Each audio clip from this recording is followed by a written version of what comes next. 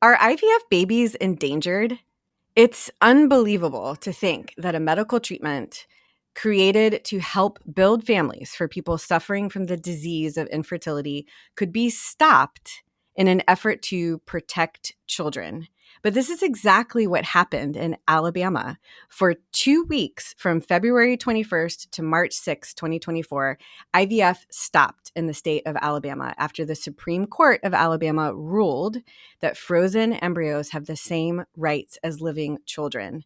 I have a very special guest here today to help me reflect on this chaos and what the future of family building may look like. The first IVF baby in the United States, Elizabeth Carr, is going to be here.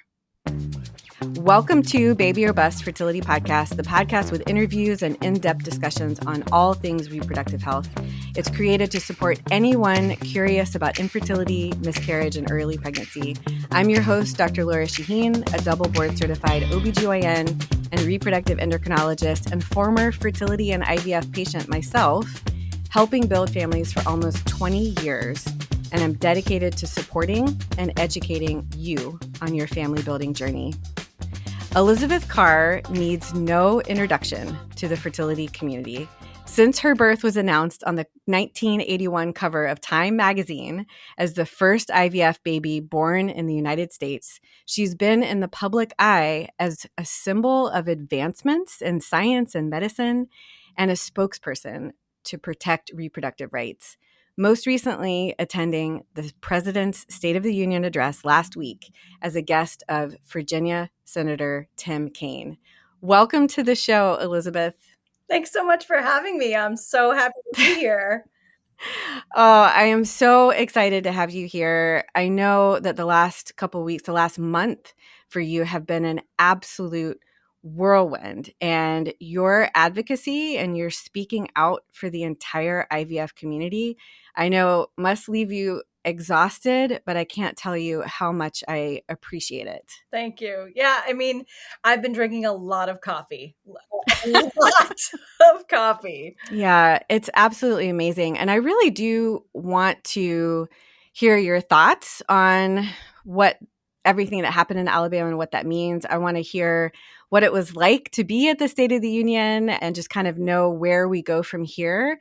But I think in order to give context to listeners, there are probably a lot of people that maybe saw some headlines about IVF stopping in Alabama, but they might not really know exactly what happened. So I was just going to run through, just try really hard to give kind of a timeline, and then we'll kind of go from there. Is that okay? Let's do it. I think it's important. All right, a quick timeline, but it's sort of like long story short, but you got to understand this. In 2018, there was language added to the Alabama Constitution. It was called the Sanctity of Life Amendment of 2018. And exactly what was said, it was just text added to the Constitution. The state acknowledges, declares, and affirms that it is the public policy of the state to recognize and support the sanctity of unborn life and the rights of unborn children, including the right to life. Now, in December 2020, frozen embryos belonging to several couples were destroyed in a hospital in Mobile, Alabama. So basically, a patient, we're not exactly sure who, not a fertility patient, but a patient from the hospital was able to wander into where the embryos were stored in a cryo tank, open up the tank, took the embryos out, and they're so cold that it's actually hot and painful to touch without gloves. And the embryos were dropped on the floor and destroyed, which is absolutely awful. A couple of years later, in June 24th, 2022, the Supreme Court's decision in the Dobbs versus Jackson Women's Health Organization overturned Roe v. Wade, eliminating the federal constitutional protections for abortion and putting the decision to either restrict or protect abortion rights back with the states. And so that 2018 Sanctity of Life, adding information to the Alabama Constitution, kind of went into effect. It's called a personhood law. And with the overturn of Roe v. Wade, now that state's language is really overrunning the thoughts about unborn children. And it was thought to protect life and be anti-abortion. But as you'll see, those words can be twisted. So 3 of the couples who had destroyed embryos from that patient, opening up the cryo tank, decide to sue the fertility clinic for wrongful death. Now, there has been some previous cases where wrongful death has been brought against someone for a baby that died in utero, like a fetus in utero, but it had never been brought to protect or litigate for embryos before. And so a lower court in Alabama threw out the case from those 3 couples saying, you can't sue the fertility clinic for wrongful death because this is embryos. These are not children. Now, the couples appealed that decision and they took it back to the Alabama Supreme Court. And it was on February 16th that the Alabama Supreme Court ruled that embryos created through IVF and kept frozen in labs can be considered children under the Wrongful Death of a Minor Act. And Chief Justice Tom Parker wrote in his concurring opinion, quote, human life cannot be wrongfully destroyed without incurring the wrath of a holy God. And this sent chaos through the state. 5 days later, the University of Alabama stopped IVF procedures. And they said, we are saddened that this will impact our patients' attempt to have a baby through IVF, but we must evaluate the potential that our patients and our physicians could be prosecuted criminally or face punitive damages for following the standard of care of IVF treatments. This was on NBC News. It was a statement from a spokesperson from the University of Alabama IVF clinic. A couple of days later, 2 more major IVF clinics in Alabama stopped. So it's not that they stopped because they didn't want to help build families. A lot of people lashed out at the doctors for doing this. But the clinics were stopping treatment because they were trying to protect the patients or the doctors from maybe being persecuted if a frozen embryo didn't survive the thaw or if the pregnancy test was negative. It was so chaotic, they needed to stop to figure out what was going on. And you guys, I'm sure, saw all the headlines and everybody that weighed in. And it was so confusing what was going to happen. Finally, on March 6th, Governor Kay Ivey signs into law a bill that protects IVF patients and the treatment that providers will have immunity from potential persecution under wrongful death of a minor act. I feel like it's great that IVF is up and running again in Alabama after 2 weeks. I am heartbroken for the people that were ready to do a transfer and now it was paused and they have to start all over again. Like, who's going to pay for all those medications and all that stuff? Like, in real world, that was awful. But this protection is just a patch. So anyway, I know that was really long and complicated, but I just think like it needs to be said exactly how this happened because you can't get it from the headlines. Yeah, I mean, welcome to my policy wonk life. Like, I follow all of this stuff just like crazy. Many people may or may not know I used to be a journalist, and I was a journalist in a health and wellness space. So I follow all the language, all the bills, all the updates coming through. And it was a incremental path to get to this really catastrophic outcome from this Alabama ruling. How did it make you feel when you first heard that IVF was stopped, or even when you heard about a couple of days before the ruling from the Alabama Supreme Court? As a spokesperson, as the first IVF baby in the United States, from all that you know, how did it make you feel? So let me just set the scene for you when I found out about the ruling. It was school vacation week for my son. And for school vacation week, we decided to go vacationing where my husband's from on Cape Cod. So we are relaxing in our hotel room at the end of a day, and I am just reading the news as I do every day. And I come across the Alabama ruling. And my first gut instinct is I read it aloud to my family, to my husband and my son. who, are not products of IVF like I am, but who had the same exact reaction I did, which was, I cannot believe, but also I am not shocked that this happened. And how devastating, because I knew as soon as I read that ruling, there were going to be immediate ramifications and implications for the IVF programs in that state. And in the same breath as I'm processing all of that, I just felt like this was an attack on me personally. Yeah. Because I am not new to, the criticism of IVF shouldn't be allowed, it's playing God, all these, moral and ethical problems people have with it. But I have never quite felt like that much of an attack on just my existence. Oh, Yeah. absolutely. Absolutely. Were you surprised? No, sadly, I was not surprised. A lot of people think like, oh my gosh, you must have been so surprised. No, if you've been following this stuff for as long as I have, unfortunately, as soon as the Dobbs decision brought down Roe v. Wade, many of us said, this is our worst fear of what's going to happen now. Because, spoiler alert, I was born in 1981.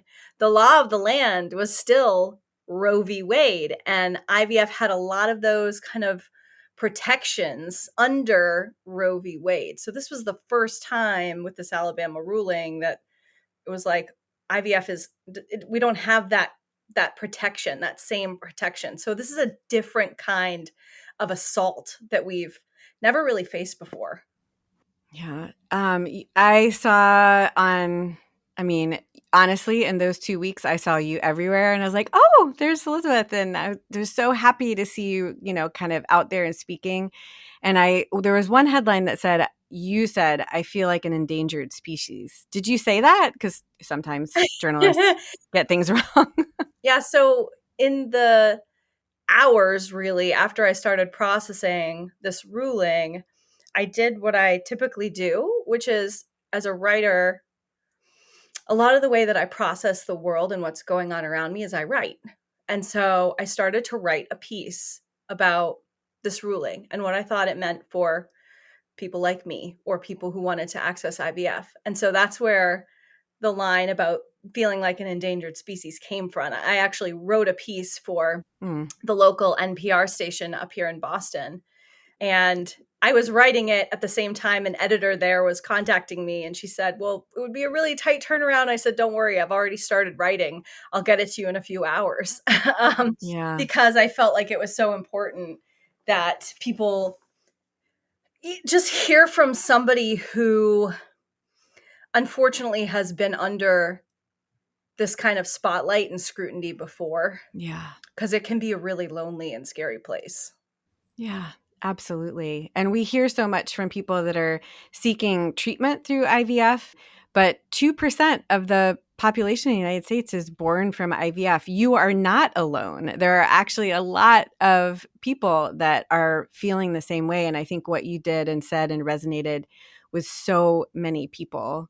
I too was absolutely not shocked. And I just want to explain for anyone that is still, their head is a little bit spinning, like how you can go from hearing a politician say, I'm pro-family, I'm pro-life, I'm anti-abortion, to making decisions that stop a family building process. I just want to explain when a lot of these bills, a lot of them aren't signed, but a lot of the bills that were put forward as a way to explain, philosophy or how people would feel are called personhood bills. And so before Roe v. Wade was overturned in the Dobbs decision on June 24th, 2022, I remember that day very clearly. I was sitting in my car, my phone blew up and I started crying. I was like, yep, here it is. Because I'd never practiced without these protections. And I just knew exactly where it was going to go. These personhood bills are protecting from fertilization. egg and sperm come together and someone out there decides, I think that that is when life begins. Therefore, we should start protecting at that point. So even if their main goal is to prevent elective pregnancy termination as a form of birth control, which honestly, terminating pregnancies happens for lots of different reasons, even in extremely desired pregnancies like my patients. Sometimes you need to terminate a pregnancy with birth defects, so many different things in order to be able to try again. But we can go many different ways in this conversation. By protecting at time of fertilization, that absolutely threatens the way that we practice IVF, because if an embryo has the same rights as a living child, that leaves so many questions at play. Can you freeze an embryo? Because is that harming the embryo? Can you biopsy an embryo in order to test it for lethal anomalies and chromosome issues that will only lead to miscarriage? Because is that considered harm? It's basically throwing all of this into chaos. So we all knew that the lack of protection is not just about this very finite group of people. It's all of reproductive rights, and it's threatening access to birth control. It is threatening the ability to make choices with your own body, even in a highly desired pregnancy and with IVF. So before we started recording, you sort of said, welcome to the show. Like, we knew this was going to happen. Like, we're glad people are realizing what is on the line. Yeah. So, I mean, that's I guess the one silver lining about the Alabama ruling, if you could even attempt to say there is one, because I really truly think it was horrible, is that people are finally talking about the issues that I've been talking about my entire life. And I don't use that lightly. Like, I was a 10-year-old kid raising my hand in class saying, after being shown how the babies are made video by the school nurse, well, that's not how I got here. So these issues are something that inherently I think I've always followed and talked about. And so, when people do join the discussion, there is a lot of education that has to happen. And I think that's Yeah. the other glaring thing that happened with the Alabama ruling, is that I felt like the process of IVF was truly not fully understood Mm-hmm. with the language of the ruling. And even with some of the media following the ruling, I was having to take 25, 30 minutes out of my actual interview time and say to the reporter, okay, before we start this discussion, can you give me your baseline understanding of IVF? And I actually had one reporter who I was clarifying something in the process, and I used the word embryologist. And the reporter said to me, I'm not familiar with the term embryologist and I don't know what they do. And I said, okay, then we can't continue this conversation and have you write the story about IVF until you understand the critical piece that the embryologist is in charge of, because that's really the crux of what we're talking about with this Alabama ruling. Yeah. So, Yes, I know. I talk to my patients a lot about how hard it is to be suffering with infertility and kind of going through treatment, and you're trying to find comfort with friends and family, but at the same time you're also carrying this like teacher hat, and so you're teaching at the same time. So here you are trying to educate, increase awareness, protect reproductive rights, and you're spending a lot of time just sort of educating the people that are writing it. I wish you could do that for a lot of the politicians too, Elizabeth. well, I met with 20 of them, so I Yeah. Oh my gosh, I know. Tell me about those 2 weeks that led up to you being at the State of the Union address. I was blown away. Like, what a whirlwind. How did that all come together? So, to Senator Tim Kaine's credit, I was born in Virginia because that was the only IVF program in the country at the time, even though I'm from Massachusetts and my parents were living in Massachusetts. So, Senator Kaine, who's from Virginia, remembered upon the Alabama ruling happening that there was some kind of Virginia connection to IVF. And he seemed to remember, he was like, it was either Newsweek or Life. I can't remember which one, but the baby was on the cover. And so he started researching. And very quickly, because I had written my piece for the NPR station in Boston, up came my piece that I wrote saying I felt like an endangered species. And in short succession, I had some other published pieces. So his staff reached out to me, truly on a standpoint of, we want to fully understand the ramifications of this, and, you know, understanding your Virginia tie. What could something like this mean for Virginia if it happened? You know, things like that. Fast forward, we've had a couple conversations, and his staff says, well, we'd also like to put you on the short list to attend the president's State of the Union address. Would you be willing? Well, yes, of course. I'm gonna say no. Oh my gosh. So it happened, literally was having the conversations of would you maybe on a Thursday. And then, you know, the following week was down there on Wednesday night. Oh my gosh. It happened very, very quickly. But during that time, you know, I spent a lot of time with Senator Kaine talking about where do we go from here? What are the next steps? And meeting with as many senators as I could. We had a dinner the night before, or a few hours before the State of the Union, where I kind of went off on my little checklist, and I met with 20 people. Wow. I'll have to pull up my list from Instagram of exactly who. Yeah. So many people just kind of being the living proof of like, hey, everyone, I was a product of IVF, and I'm, by all accounts, totally normal. And this is a wonderful thing.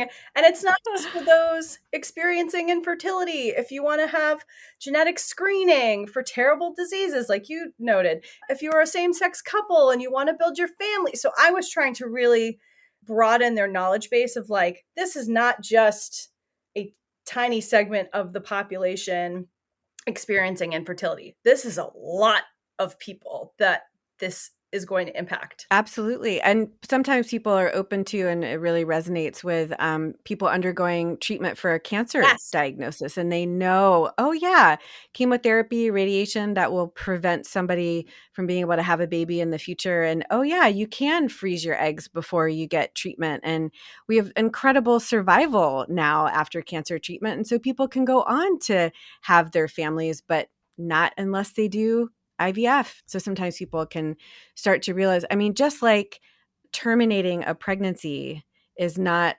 one small segment of the population, but these decisions that we're making are impacting everyone that needs to, even who's had diagnosed with a missed miscarriage. Women can't go to the pharmacy in Texas and get medications to help them pass the pregnancy in order to try again, because the pharmacists are scared of legal ramifications if they give the medication, and then the women are feeling shame. You know, these things are happening.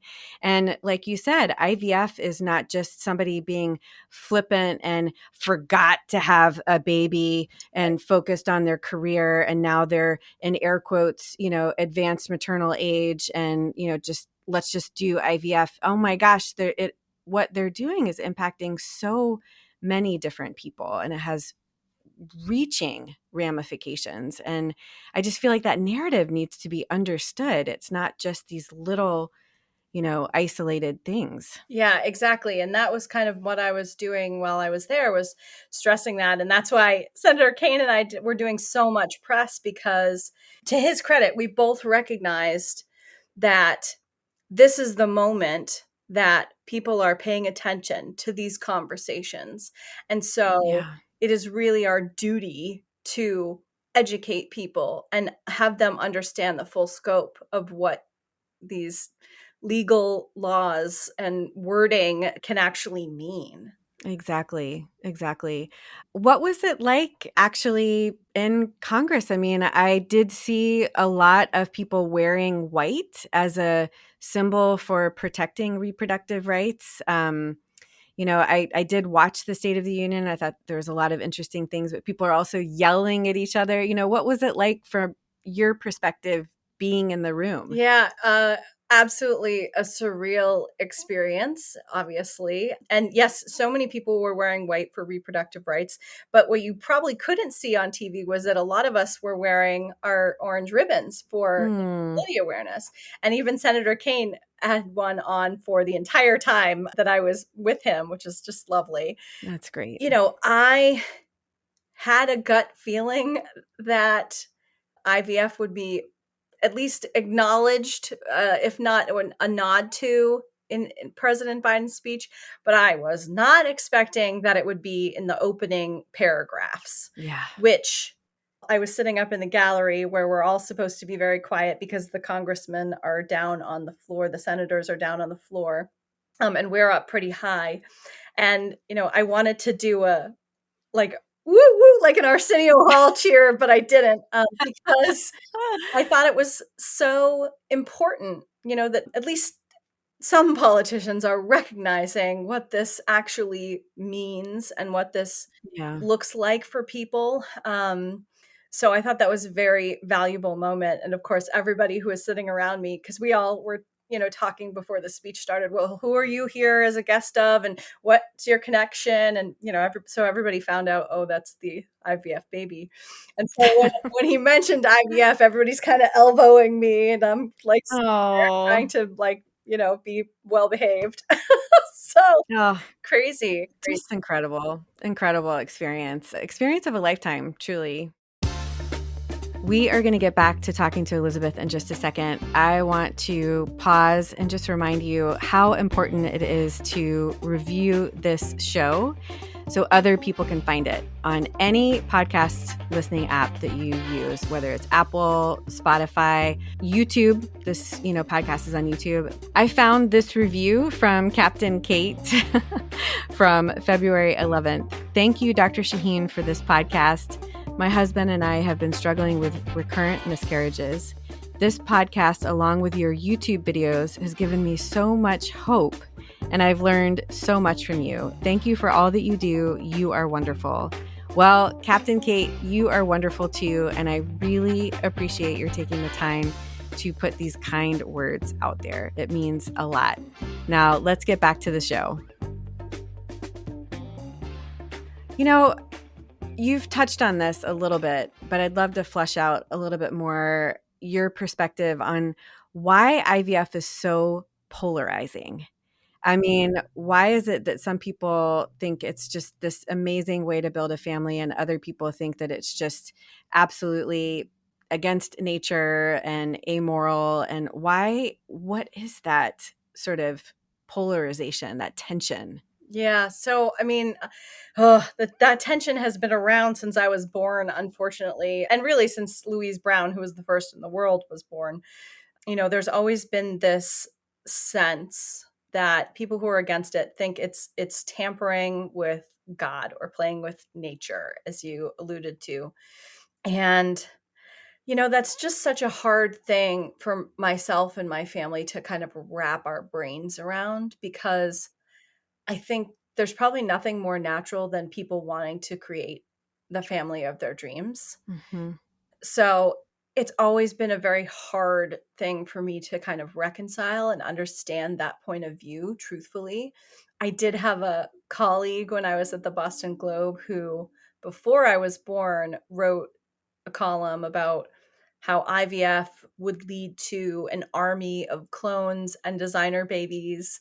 And in my adult years, came to work alongside her and walked down to her office one day and said, "Hey, do you remember this column you wrote like a lot, maybe 40 years ago?"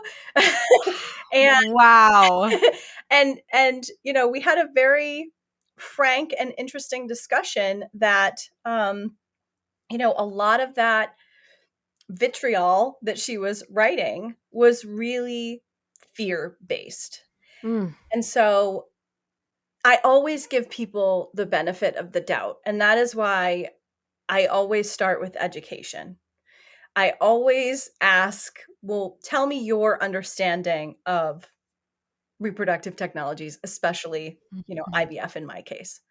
And if there's anything that's, factually incorrect, I politely, kind of correct that fact and Yeah. explain, well, now actually, this is what the process consists of. Because, I've always had an understanding of how I got here. People say, well, how did you find out? Well, my first press conference was at 3 days old. So I feel like I'm just like I have a bad Yeah. answer for that because I've always known. But Dr. Georgiana Jones is the woman who taught me the sentence that I've been saying my entire life of how I got here, which is IVF is when a sperm and an egg are fertilized in a petri dish. Once fertilization happens, the embryo is placed back in a womb, and 9 months later, here you are, just like everybody else. So, when you think about it in that term, Hmm. it sounds very uncomplicated and very Yeah. normal. Yeah. Oh, that's beautiful. I really heard you focus on education and a lot of the backlash coming from fear and probably a lack of understanding. Yeah. And that is fertility and miscarriage and being a woman, like all wrapped up into one. Anything that has been family building, even like sex of the baby, it's always been the woman's fault, right? How many wives did King Henry kill when it was his sperm that was making him not have a boy, right? And I do think that what you said just resonates with me so much because I do think once you know somebody who has needed IVF or struggled to have their family and realize that it's not a flippant thing and age doesn't discriminate, and the more people that are able to talk about it, whether it is, Michelle Obama or Gabrielle Union or Celine Dion, I mean, just so many walks of life and people, and no matter how beautiful you are or wealthy you are, you can still struggle and need help to have a family. And I think you're exactly right. I think it's coming from a fear and a worry. And if it could come from just the point you're trying to build a family, you're trying to create, love, I would love for people to look at it that way. I will tell you that the longer I do IVF, the more humble I get. And I really found this. I ended up being a theology minor in college and just did a lot of classes at Georgetown with science and religion and trying to marry. And I was always comforted by reading from people, whether it is C.K. Lewis or Albert Einstein, that the smartest people in the world, the closer they get to understanding something, the more they realize that they don't know. And I find that in IVF. So anyone that thinks that an IVF doctor is God or can make an embryo implant, wake up, right? There's absolutely more to this process. And I find that comforting. Like if we were at 100% success rate, I feel like that would be a little bit bizarre. If we were able to control every gene that was turned on and turned off, that does sound like a science fiction movie. But I love that you said a lot of this is misunderstanding. A lot of this is coming from a place of fear. And if we can just, I have seen a change in my own career and in your Yep. lifetime, more people talking about it, more people being open and learning. And I hope that that's the trajectory that we can continue. I do too. I mean, the most important thing I said while I was in Washington, D.C. to all these senators was, reminder, infertility doesn't care what your politics are. Oh, I mean, it oh my really, gosh. Hold on. Hold on. Say that one more time, please. I need that on a t-shirt. infertility doesn't care what your politics are. It really doesn't. So true. And So this true. is an issue that cuts across all party lines because if you think about, we mentioned all the different populations, but let's talk just specifically about those dealing with an infertility diagnosis. 1 in 6, that's a huge figure. Absolutely. Um, and it was 1 in 8. So now it's gotten worse, right? So now we're at one Mm-hmm. in six. So the fact of the matter is, there are people with all kinds of politics that know a friend, a neighbor, a daughter, a son, uh, anybody in their circle. They will know somebody who needs to Yeah. access these technologies. That's the bottom. Absolutely. Absolutely. I love that you mentioned Louise Brown. I was so fortunate to have her on the podcast, episode 35. Such a lovely human. I can only I would love to go to coffee with the two of you and just hear, because you share such unique experiences. And I love that. I can imagine you guys sharing. I mean, she shared, and she's so like humble and like kind of funny. She's like, yeah. And one day I got a marriage proposal from India and a box in the mail with blood in it coming out of a test tube because I was like the devil's spawn. Exactly. She's just, so that, Yes. Welcome to my wow. yeah. I mean, so polarizing. But yet you and Louise are not shying away from that. You're educating and putting yourself out there and really helping all the other IVF babies out there feel less alone. And you don't have to do that. Like, it's amazing that you're doing that. Yeah, I mean, there are definitely days that I wish I could turn it off and just pretend I'm like, Mm, not involved in anything, right? totally. Because it's exhausting, and Yeah. um, people reach out to me all day long, all day and night long from all around the globe, Mm. which it is tiring. But on the other hand, I'm so completely honored to be able to have my voice to share with people. And Mhm. anytime anyone shares, and I'm sure you feel the same way, anytime anyone shares their family building journey with you, it's such an incredibly personal thing to share.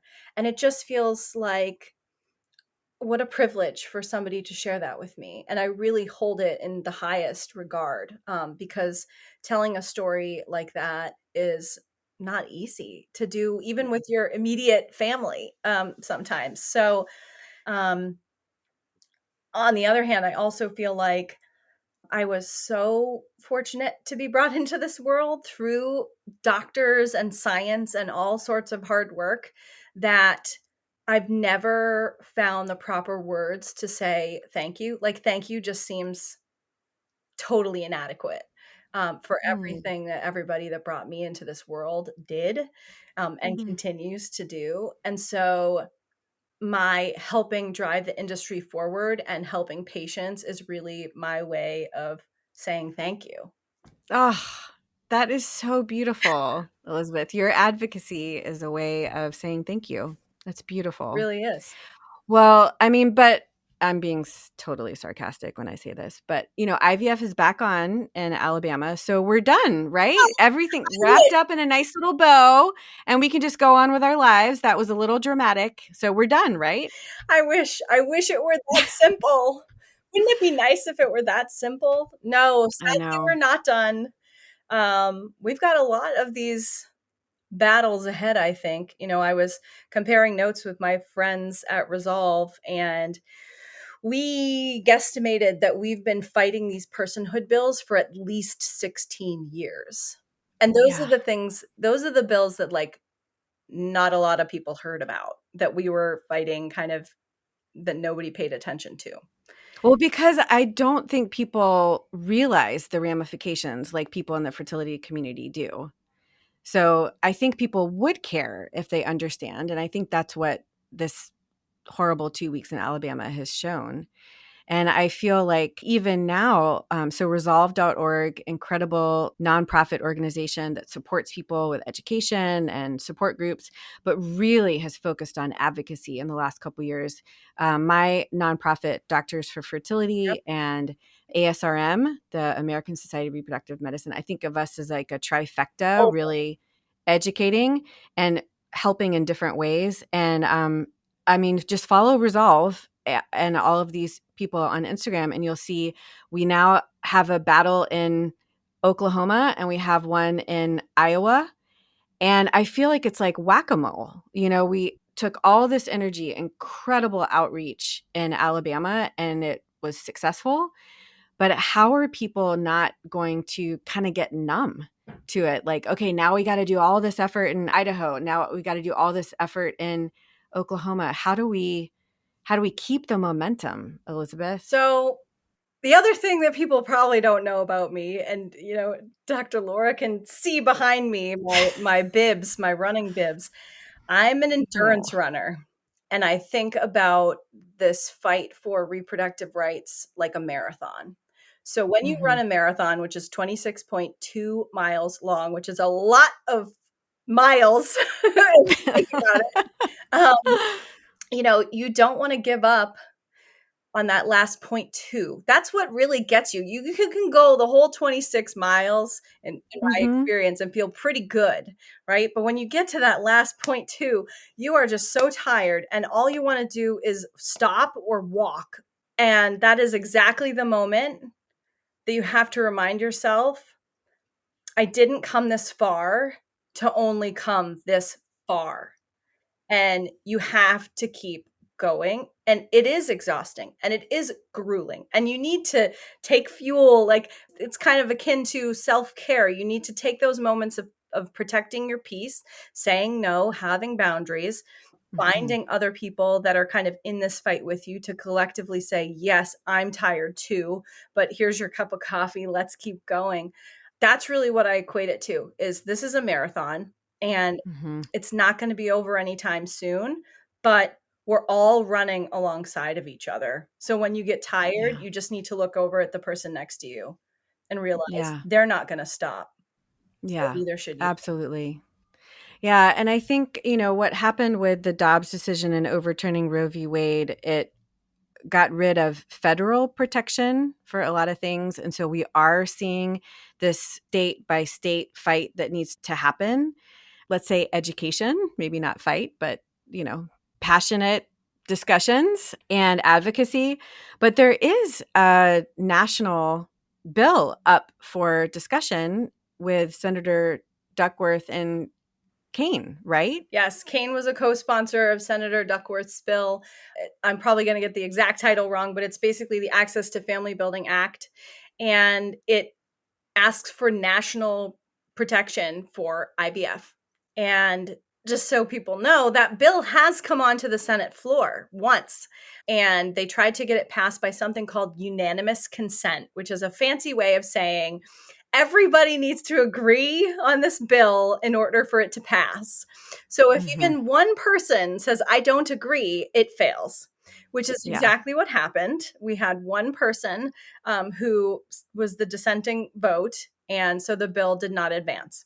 And Yeah. so we are not done. The bill is in committee now. And so now the real work begins of, can we get this bill out of committee with bipartisan support and get it back onto the floor to see if we can pass it? So it's Yeah. still a lot of work. And this is kind of the moment where, speak up, call those Yep. legislators, write the letters. They log the calls, they log the letters. They want to see what people are supporting and want to see have happen.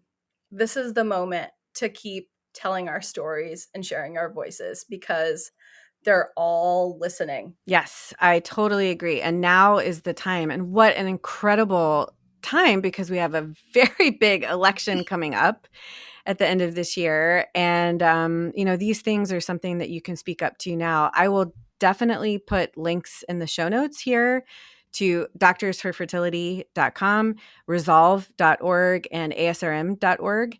And I'll even put a link. Resolve actually has an example letter or email that you can write. So they've done all the work for you, and they can even help you figure out who your representatives are. So it just takes a little bit of initiative, and we can help you find a way to get your voice heard. Anything else any other calls to action, Elizabeth, that you'd like to share?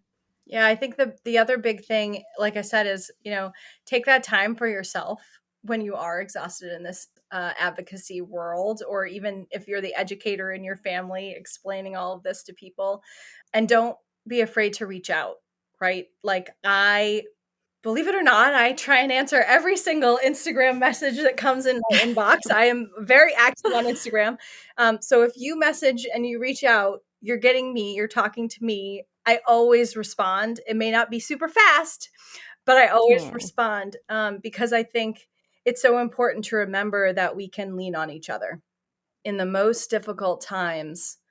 that is when we really need to come together. And I think, in this whirlwind of the last couple weeks, all of that, the speaking up and press and everything that I was doing, I was looking down at my phone and people were giving me the thumbs up and saying, good work, keep going. And it was not unnoticed because it really made me push through, even if I had had 2 hours of sleep the night before. So it does not go unnoticed if you have people surrounding you to kind of wrap you in their strength. Yeah. Well, your advocacy, your story, everything that you're doing is so appreciated by the whole fertility community. I really appreciate your being here, Elizabeth. How can we find you if we do want to connect with you? Instagram, Yes, obviously. my Instagram handle is ejordan12. And then you can always send me an email on my website, which is ejordancarr.com. Okay. Well, thanks again, Elizabeth. I can't thank you enough for being here today. Thanks so much for having me. I hope you enjoyed this discussion with Elizabeth Carr. I have absolutely appreciated all the advocacy she has done her entire life. But in the last month surrounding Alabama and the stopping of IVF, she's been an incredible voice supporting the fertility community.